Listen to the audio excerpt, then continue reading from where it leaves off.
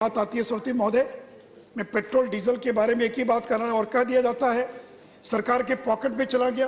क्या सरकार की पॉकेट कोई अलग पॉकेट है क्या? अगर आज एक्साइज ड्यूटी और बाकी से अगर जो पैसा आता है सरकार के खजाने में जाता है और अगर आज घर घर बिजली पहुंचे, घर घर शौचालय बना है, हर घर नल जल दिया जाना है, तो पैसा कहाँ से आएगा सवती महोदय? तो अगर हमने डीजल और पेट्रोल से होने वाली आमदनी को अगर देश के विकास के कामों में खर्च हम कर रहे हैं तो उसको भी चुनौती दी जा रही है। और सवती महोदय, ये सदन को मैं बताना चाहूँगा कि अगर 100 रुपये पेट्रोल या डीजल की कीमत है तो 60 रुपया उसमें टैक्स के रूप में लगता है। और ये 60 रुपया केवल केंद्र को नहीं मिलता सवती महोदय, इसे 35 रुपया केंद्र को और 25 रुपया स्टेट को मिलता है।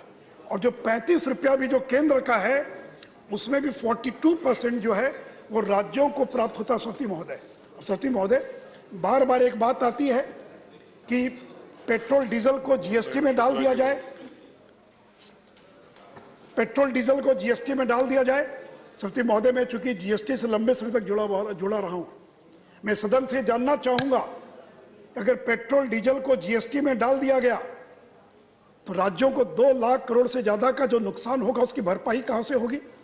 अगर 60% रेवेन्यू पेट्रोल और डीजल का और लगभग 5 लाख करोड़ रुपया प्रति वर्ष स्टेट और सेंटर को पेट्रोलियम प्रोडक्ट्स के रेवेन्यू से प्राप्त होता है 5 लाख करोड़, और इस 5 लाख करोड़ जो रेवेन्यू प्राप्त होता है सेंटर और स्टेट को, अगर इसको जीएसटी में डाल दिया गया तो जीएसटी का तो हाईएस्ट स्लैब 28% है और अभी 60% टैक्स दिया जा रहा है।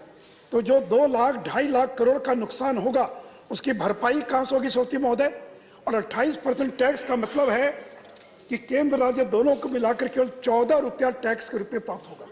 States will gain only 14 rupees as a GST if petroleum products are included in the GST regime.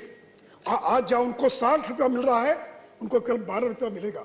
तो 48 रुपये का जो नुकसान होगा सवती महोदय, उसकी भरपाई कहाँ से होगी सवती महोदय?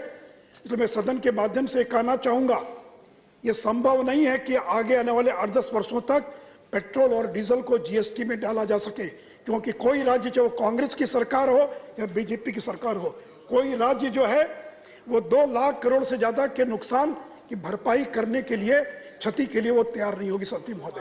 और इसे सवती महोदय आगे आने वाले दिनों के अंदर भी और जीएसटी के अंदर ये लागू रहेगा सवती महोदय।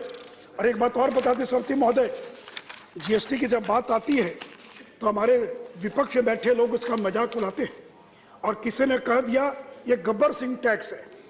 मेरे सवती महोदय, अगर हिम्मत है तो जीएसटी काउंसिल की बैठक में सभी राज्यों के लोग आते हैं, चाहे छत्तीसगढ़ हो, चाहे मध्य प्रदेश हो या राजस्थान हो।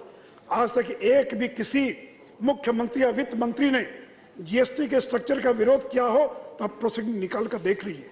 बाहर बयान देना आसान है सवती महोदय, लेकिन जीएसटी लागू करने के लिए नरेंद्र मोदी जैसी हिम्मत चाहिए सवती महोदय। कोई दूसरा प्रधानमंत्री होता तो इस देश में जीएसटी को लागू नहीं कर पाता। और अरुण जेटली ने जो कंसेंसस पैदा किया, और मैं निर्मला जी को धन्यवाद देना चाहूंगा। I attended more than 1 dozen meetings which was presided over by Shrimati Nirmala Sitharaman. The way she has conducted meeting, Arun Jaitley जिस तरह से मीटिंग्स को चलाते थे उस तरह से निर्मला जी ने कंसेंसस पैदा करके और राज्यों के साथ मिलकर जीएसटी को इस देश में लागू करने का प्रयास किया है।